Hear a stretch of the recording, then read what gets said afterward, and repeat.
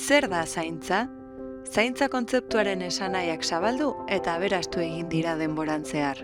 Lehen, menpekotasuna duten pertsonak artatzea zela uste izaten zen batez ere.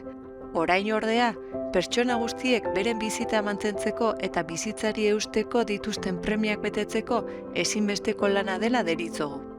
Beraz, zer da zaintza? Pertsonei ongizate fisikoa, psikikoa eta emozionala ematera bideraturiko ekintza multzo bat da. Premia horiek bizitzan zehar aldatzen doaz ordea. Gizarteak jasan dituen aldaketak direla eta 0-3 urte bitarteko haur gehiago ditugu haurreskolatan, eta hauen premiak aldatu egin dira. Nola ulertzen dugu haurreskola zaintzaren kontzeptu berrian? Haurreskola ez da eskolara igarobide bat bakarrik. Haurreskola, jolasleku bat baino askoz gehiago da.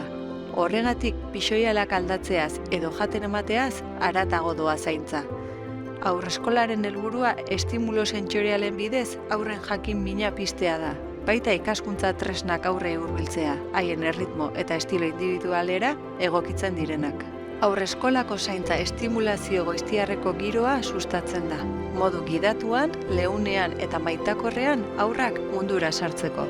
Haur bakoitza hazi, loratu, eta potentziala edatzeko prest dagoen hazi txiki bat da. Eta haurreskola, aurra elikatuko duen lur aberastua.